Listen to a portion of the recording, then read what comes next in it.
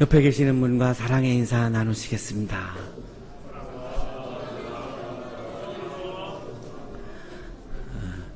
우리 은혜로운 찬양을 해주신 우리 성가대 분들, 또 우리 관현악 해주시는 분들, 이번 성가대는 씩씩해서 너무너무 좋아요. 소리도 좋고 씩씩하고, 세상이 힘들어도 그 씩씩함이 계속 유지됐으면 좋겠다, 막 그런 마음이 너무나 많습니다. 우리 성가대 관현악 하는 분들을 위해서 격려의 박수 하겠습니다.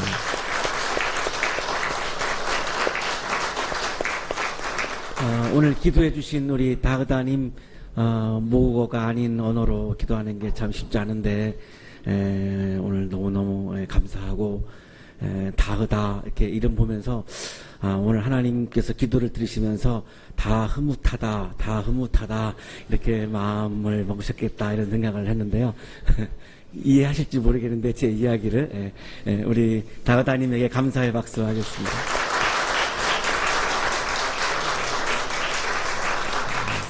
우리 외국인 유학생들 오늘 채플에 참여하고 계시는데요. 우리 전체 우리 유학생들을 위해서 격려의 박수 하겠습니다. 중간고사 치느라고 우리 유학생분들 많이 힘들었을 거예요. 그죠? 수고 많으셨습니다. 어제가 우리 개교 기념 80주년이었습니다. 그래서 오늘 이거 안 넘어가는데요. 우리 설립자님이 어떤 분이었는가 좀 잠깐 좀 묵상을 하고 말씀 묵상을 하려고 하는데요. 백남 김현준 선생님이 우리 한양학원의 설립자신데요. 함경북도 명천에서 장로님 가정에서 아주 독실한 기독교 가정에서 태어나시고 자라났습니다. 그러니까 자연스럽게 어릴 때부터 음악을 접하게 되죠. 이 교회 안에 있으면 자연스럽게 음악을 이렇게 접하게 되지 않습니까? 8살부터 바이올린을 하셨어요. 그러니까 타고난 자질도 굉장히 뛰어났던 것 같아요. 경성고보 연희전문 이제 거치게 되는데, 요즘 이제 연세대학교죠. 이 연희전문학교에 음대가 없었어요. 그러니까 제가 볼 때 선생님은 음악을 전공하고 싶었던 것 같아요. 워낙 음악을 좋아했고요. 근데 이제 음대가 없으니까 문과로 들어가서, 그래서 굉장히 좋은 많은 가사들을 이렇게 쓸 수 있었던 것은 문학을 또한 이렇게 전공을 하셨습니다. 음악이 너무 좋으니까 그 유명한 현재명 선생님한테 직접 개인 레슨을 이렇게 받았고요. 합창단에서 이제 노래도 하고, 그리고 연희전문 사중창단이 있었는데 그때는 연예인 문화가 없었지요. 그래서 오늘날로 말하면 아이돌에 해당하는 게 연희전문 사중창단이었어요. 그래서 굉장한 인기를 몰고 다니는 그런 중창단이었는데 거기서 노래를 하시고, 그리고 연희전문 교향악단에서 바이올린을 이렇게 연주를 하셨습니다. 1938년에 우리나라 최초로 1회 바리톤 독창회를 합니다. 우리나라 최초였습니다. 그러니까 실력이 포스터인데요. 이게 바리톤 독창회를 했으니까 굉장한 그 실력을 가지고 있다라고 우리가 이렇게 볼 수 있습니다. 당연히 이제 졸업을 하면 본격적으로 음악 공부를 위해서 미국으로 유학을 가려고 하신 거죠. 다 준비도 끝냈고요. 완전히 이제 미국 유학을 이렇게 가려고 했는데 못 갔습니다. 그 못 가셨던 이유는 24살 때까지, 대학을 졸업할 때까지 선생님의 마음속을 가득 채운 것은 음악입니다. 그냥 오로지 그냥 음악이 가득 차 있었던 거죠. 근데 25살 되면서 졸업하면서 다른 소리가 선생님의 마음을 채우기 시작한 겁니다. 그 다른 소리는 나라가 부르는 소리입니다. 이때가 일제강점기죠. 1939년이니까요. 일제강점기였고 노예였고, 이거는 하나님의 형상이 다 훼손되어져 버린 하나님의 마음을 아프게 하는 상황이죠. 이 어떻게 하면 노예로부터 해방해서 출애굽처럼 우리도 어떻게 하면 해방을 해서 자유를 얻고 하나님의 형상을 회복할 것인가, 이것이 우리 모든 민족의 고민이고 아픔이었는데, 그 소리가 막 자꾸 이제 선생님의 마음을 채우는 겁니다. 그러니까 이거를 거부하고 갈 수가 없는 거죠. 이 소리에, 이 부름에 내가 어떻게 응답하지를 고민한 겁니다. 그래서 이제 얻은 응답이 뭐냐면, 우리가 일본의 노예를 살고 있는 것은 인문학의 열등도 아니고 예술의 열등도 아니죠. 인문학의 열등은 다 우리가 그쪽에다가 일본에다가 수출을 해준 거니까. 그런데 우리가 노예를 살게 된 이유는 기술이 떨어졌기 때문입니다. 거기는 이제 서양의 기술을 받아들였고 우리는 받아들이지 않아서 기술이 열등하기 때문에 우리는 화살을 쏘는데 걔네는 총을 쐈으니까요. 그러니까 이게 뭐 게임이 안 되는 거죠. 그래서 역사를 길게 내다보고 어떻게 하면 이 나라가 살 수 있을까? 기술이 발달해야 한다라고 본 거예요. 그래서 총을 들고 하는 독립운동이 아니라 기술의 발달이라고 하는 초석을 다지는 그런 새로운 차원의 또 다른 차원의 독립운동을 생각을 하신 겁니다.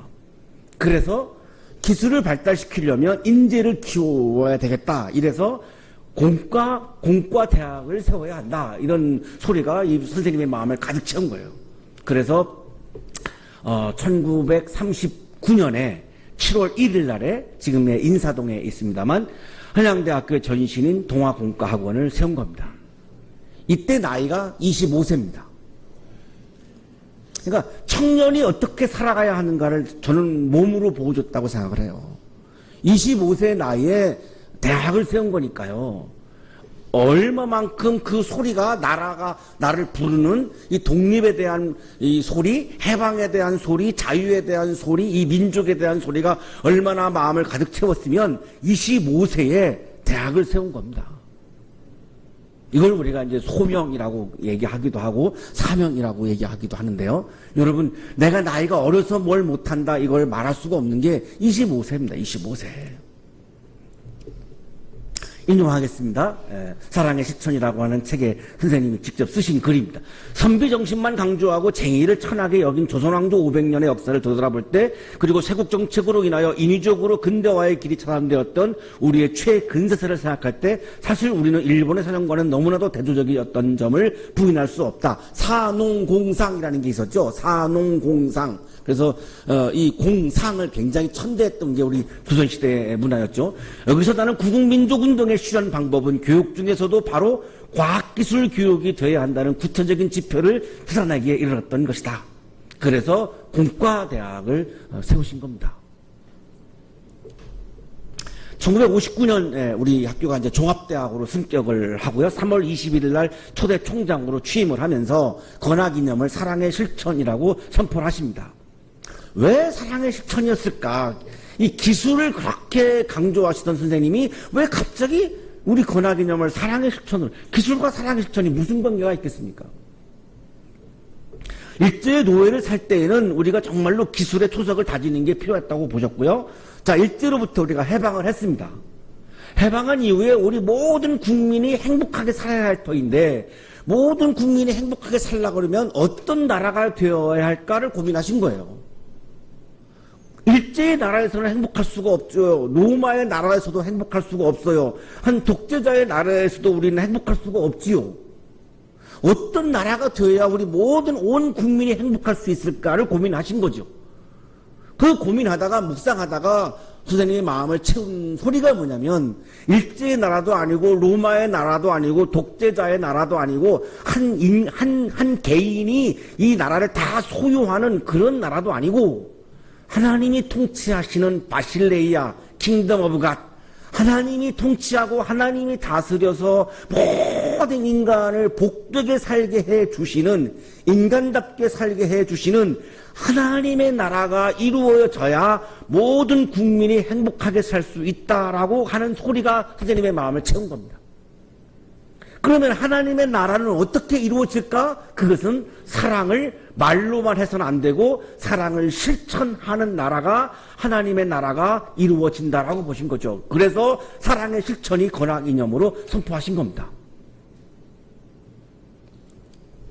인용하겠습니다. 내가 젊은 시절부터 일찍이 사랑의 실천에 대하여 깊이 생각하게 된 것은 나름대로 기독교를 보는 관점이 있었기 때문이다. 그 당시 내가 보기에는 기독교를 믿는 사람들이 기독교를 믿지 않는 사람들과 크게 다른 것이 없는 것처럼 보였다. 다만 다른 점이 있다면 예배당에 나간다는 것과 나가지 않는 것 정도뿐이었다. 그러니 내가 보기에는 똑같다는 생각을 할 수밖에 없었다. 왜냐하면 기독교인은 입으로만 사랑이라고 말할 뿐 실천하는 게 별로 없는 것처럼 보였기 때문이다. 그래서 비록 기독교를 믿는 사람이라 할지라도 할지라도 사랑을 행동으로 옮겨야만 참된 사랑을 실현하는 것이라고 생각하여 사랑의 실천에 관심을 가지게 되었던 것이다. 예수님의 큰 계명이 하나님 사랑하라, 이웃 사랑하라 이거죠. 그것이 하나님의 나라라고 말씀하신 거죠.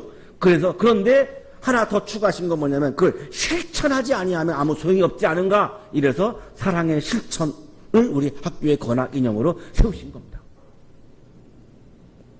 사랑의 실천은 하나님 나라에서 온 개념입니다.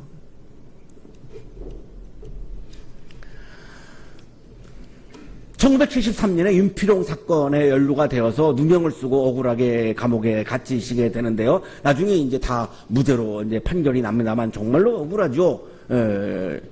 정권에 과잉 충성하는 사람들이 그냥 얼거매가지고 이렇게 감옥에 들어갔으니까요. 정말 분노가 이루 말할 수 없고 억울하고 정말 힘들었던 그런 감옥살이였습니다. 이 감옥에 들어갔을 때도 선생님의 마음을 채운 소리는 하나님의 소리입니다. 하나님 나라의 소리가 거기서도 가득합니다. 왜? 하나님의 나라가 아니니까 내가 지금 억울하게 감옥에 와 있는 거잖아요.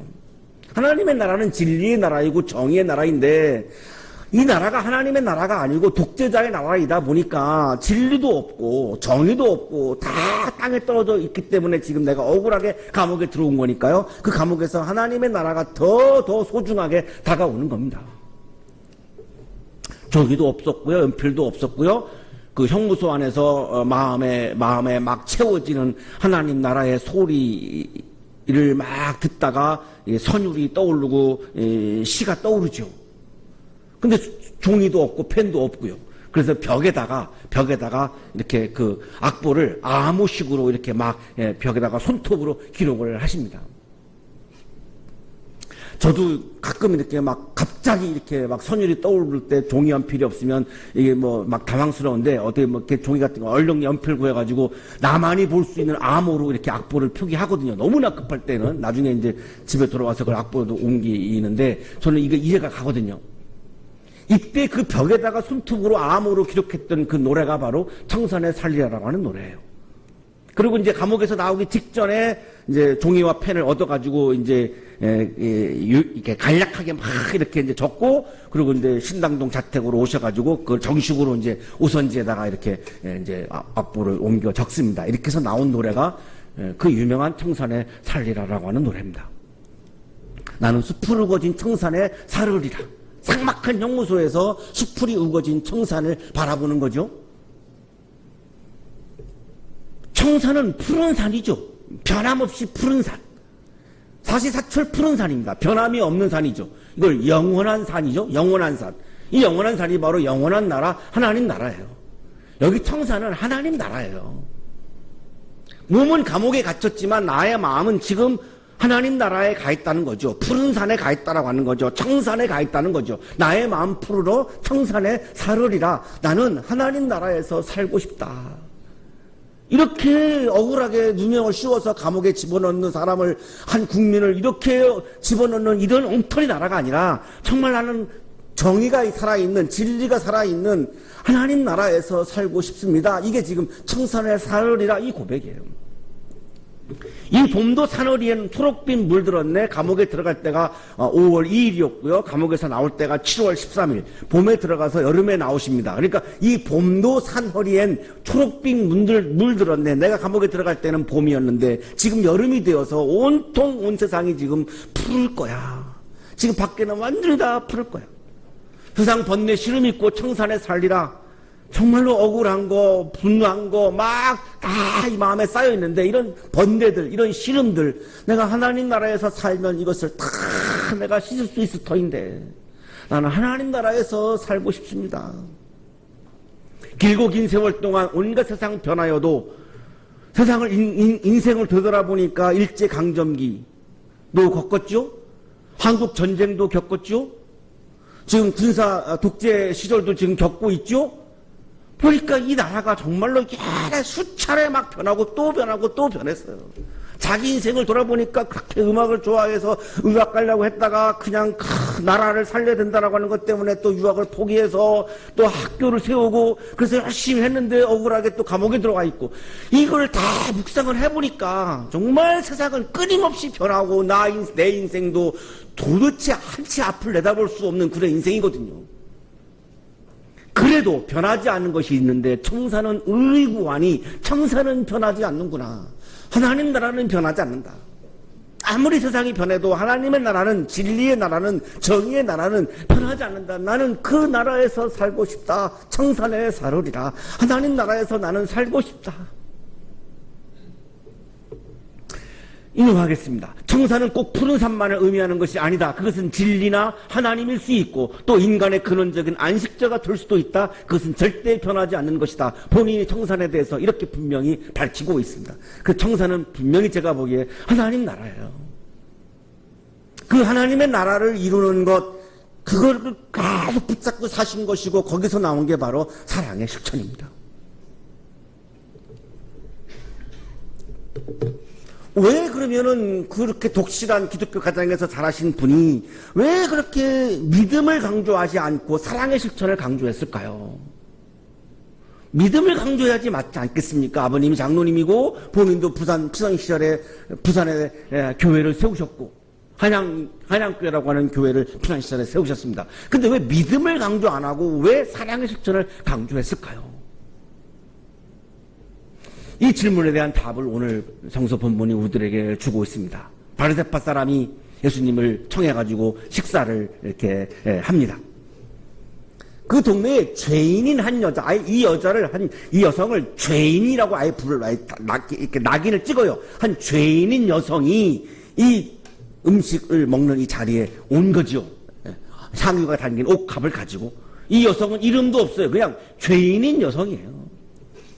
예수님의 등 뒤에서 울면서 눈물로 그 발을 적시고 머리털로 닦고 그 발에다가 입을 맞추고 예수님의 발에다가 향유를 붓습니다. 그랬더니 이 바리새파 이 사람이 시몬인데요. 이름이 시몬인데요. 이 사람이 계속 강조하기를 이 여자는 죄인인데 계속 죄인이라는 얘기만 합니다.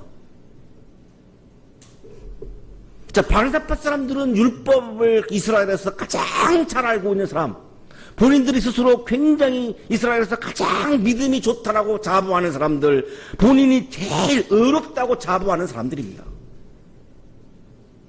그래서 자꾸 이 여성을 죄인이라고 막 강조하는 겁니다. 죄인이라고. 나는 의로운데 이 여성은 죄인이라는 거죠.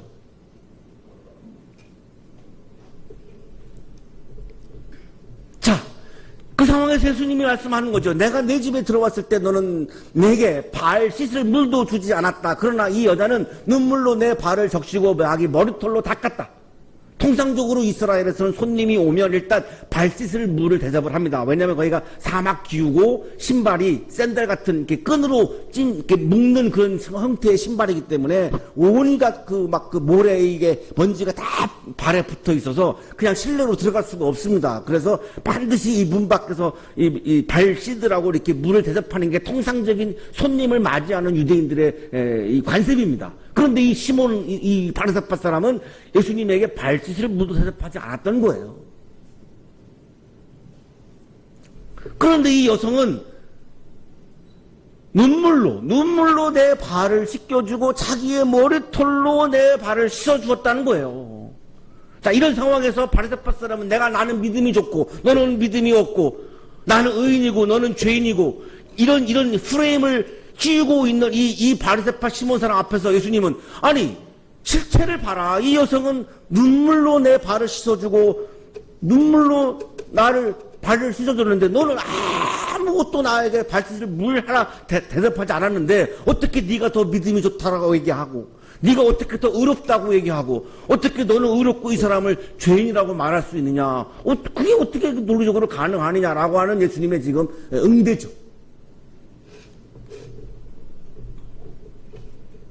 바리새파 사람은 의롭다고 생각하는 바리새파 사람은 믿음이 좋다라고 하는 바리새파 사람은 사랑을 실천하지 않았고 죄인으로 낙인 찍혀있는 이 여성은 사랑을 실천했고 이게 차이죠. 너는 내게 입을 맞추지 않았으나 이 여자는 들어와서부터 줄곧 내 발에 입을 맞추었다. 유대인들의 인사법이 입맞춤이 인사법입니다. 그래서 통상적으로 손님이 오면 입맞춤하는 게 인사예요. 그런데 인사도 안 했습니다. 근데 이 여성은 입도 아니에요. 발에다가 입을 맞추는 거죠. 왜냐하면 내가 너무나 죄가 많아서 감히 내가 선생님의 입에다가 입을 맞출 수 없으니 발에라도 내가 입을 맞추겠습니다 라고 하는 그런 마음이죠. 이 발에다가 입을 맞추었어요. 최고의 존경과 사랑의 표시죠. 카타필레이라고 하는 헬라어인데요. 미완료예요. 미완료 was kissing. 계속 반복해서 지금 이 발에다가 입을 맞춘 거예요. 한 번으로 끝난 게 아니라 지금 발에다가 계속해서 입맞춤을 하고 있는 거예요. 이 여성이. 율법을 잘한다고 생각하는 사람, 믿음이 좋다라고 생각하는 사람, 의롭다고 생각하는 이 바르세파 사람은 전혀 사랑을 실천하지 않았고 죄인으로 낙인 찍혀있는 이 여성은 사랑을 실천했습니다. 이게 지금 차이예요. 너는 내 머리에 기름을 발라주지 않았으나 이 여자는 내 발에 향유를 발랐다. 통상적으로 유대에서는 손님에다가 머리에다가 이 기름을 붓습니다. 기름 붓는다라고 하는 것은 왕이나 제사장을 세울 때 하는 그런 의식인데 그 손님을 가장 내가 정말 높이는 행위가 머리에다가 기름을 붓는 행위입니다. 감람유를 이렇게 붓는데요. 근데 안 부었어요. 근데 죄인인 여성은 예수의 발에다가 비싼 감람유도 아니에요. 굉장히 비싼 향유를 막 부은 겁니다. 자, 의롭다고 생각하는 사람, 자부하는 사람, 믿음이 좋다라고 자부하는 율법을 가장 잘한다라고 하는 그 바리새파 시몬 사람은 전혀 사랑을 실천하지 않았고 죄인으로 낙인 찍혀있는 이 여성은 사랑을 실천했습니다. 차이는 사랑을 실천했느냐 안 했느냐 지금 이 차이죠. 그러므로 내가 내게 말한다. 이 여자는 그 많은 죄를 용서받았다. 주목해야 되는 부분이 지금 7장 47절인데요. 그러므로 내가 내게 말한다. 이 여자는 그 많은 죄를 용서받았다. 그것은 그가 많이 사랑하였기 때문이다. 예수님의 말씀이에요. 이 여자는 그 많은 죄를 용서받았다. 그것은 그가 많이 사랑하였기 때문이다. 우리가 죄 용서받는 것을 구원이라고 말하죠. 자, 이 여성은 구원을 받았는데요. 그 구원을 받게 된 이유가 뭡니까? 많이 사랑하였기 때문이다 합니다. 사랑을 실천했기 때문이다라고 예수님이 그렇게 말씀하셨습니다. 요 대목에서 하고 싶은 말이 너무나 많은데 시간이 없어서 넘어가겠습니다. 그냥 이 말 없는 이 침묵의 소리를 여러분이 다 헤아릴 거라고 그냥 제가 그렇게 위로받겠는데요.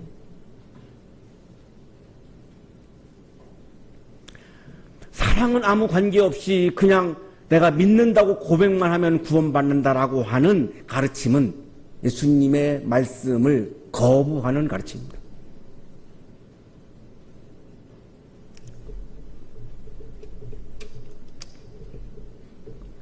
이 남성에게는 구원의 사건이 일어나지 않았고 이 여성에게만 구원의 사건이 일어나는 것을 우리가 주목해야 합니다. 율법을 가장 많이 알고 있고 가장 믿음이 좋다라고 자부하고 있고 본인이 가장 의롭다고 자부하고 있는 이 남성에게서는 구원의 사건이 일어나지 않았습니다. 오늘 본문에서 전혀 일어나지 않았습니다. 많은 사람들로부터 믿음이 없다라고 행실이 안 좋다고 손가락질 받는 이 죄인이라고 낙인 찍혀있는 이 여성에게서는 구원의 사건이 일어났음을 우리가 주목해야 합니다. 그 이유를 주님은 딱 한마디로 얘기했습니다. 많이 사랑하였기 때문이다. 그 여자에게 말씀하시죠. 내 죄가 용서받았다. 내 죄가 용서받았다. 왜? 내가 사랑을 실천했으니까. 사랑이 실천에 있는 곳에서 구원의 사건이 일어나고 있음을 우리에게 분명히 보여주고 있죠. 회개, 죄사함에 대한 믿음, 예수에 대한 사랑이라고 하는 이 과정 속에서 구원의 사건이 일어나는 것을 우리가 지금 보고 있습니다. 시몬은 회개도 없고 믿음도 없고 사랑도 없었어요. 사랑하지 않으면서 믿음이 있다라고 하는 믿음은 거짓 믿음입니다. 진정한 믿음은 반드시 사랑이 동반될 수밖에 없습니다. 믿음과 사랑은 하나이지 믿음과 사랑을 분리하는 것은 거짓 믿음을 합리화하기 위한 겁니다. 사랑과 믿음은 하나의 연합체이지 사랑과 믿음은 떨어지지 않습니다. 믿음과 사랑은 하나임을 우리들에게 분명히 보여주고 있습니다. 사람들이 수근거리죠. 자기가 뭔데 용서를 하고 말고 해? 그러니까 예수님이 더 말씀하시죠. 내 믿음이 너를 구원하였다. 내 믿음이 너를 구원했다. 자, 여기서 예수님이 말씀하시는 믿음이 뭡니까? 이 여성이 나는 당신을 믿습니다. 당신은 그리스도이십니다. 이런 고백하지 않았습니다. 예수님이 여기서 뭘 믿음이라고 말씀하고 있습니까? 이 앞에 아까 우리가 봤습니다만 사랑을 실천하기 때문에 너는 구원받았다라고 했죠. 자, 그런데 믿음이 너를 구원했다라고 말씀하시죠. 뭐죠? 사랑의 실천이 믿음이야 이렇게 말씀하고 있는 거죠. 믿음이란 뭐냐? 사랑을 실천하는 거다. 사랑의 실천은 뭐냐? 믿음이다. 사랑의 실천과 믿음은 하나이다. 예수님 이렇게 지금 말씀하고 있죠. 백남 선생님이 사랑의 실천을 강조했던 것은 믿음을 강조한 겁니다. 사랑의 실천이 믿음임을 강조한 겁니다. 왜? 사랑의 실천이 없는 거짓 믿음 투성이인 걸 보면서, 그런 한국교회를 보면서 사랑의 실천이 믿음인데 무슨 소리야? 그래서 사랑의 실천을 강조하신 겁니다. 그 믿음을 강조하신 거고 하나님 나라를 이루어가는 그것을 강조하신 거죠. 마태복음 7장 21절 나더러 주님 주님 하는 사람이라고 해서 다 하늘나라에 들어가는 것이 아니다. 하늘에 계신 내 아버지의 뜻을 행하는 사람이라야 들어간다. 주님 주님 하는 사람이라고 해서 다 하늘나라에 들어가는 것이 아니다. 하늘에 계신 내 아버지의 뜻을 행하는 사람이라야 들어간다.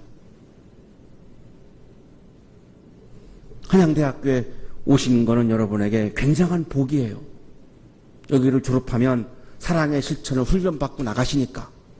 왜 복입니까? 사랑을 실천하는 사람이 하나님 나라에 들어가고 구원을 경험하고 구원의 기쁨을 경험하기 때문에. 전혀 한양대에 온 거를 기뻐하지 않는군요.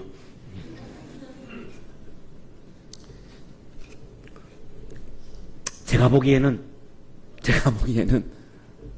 관악산 밑에 있는 학교나 안암이나 신촌에 있는 학교보다 여기에 오신 것은 여러분에게 정말로 복이에요.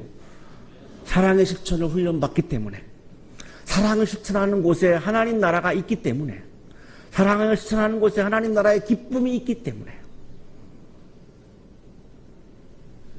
4년 동안 사랑의 실천을 열심히 훈련받으셔서 어떠한 상황에서도 내가 하나님 나라의 기쁨으로 모든 아픔들을 이겨낼 수 있는 여러분의 삶이 되시기를 축복합니다.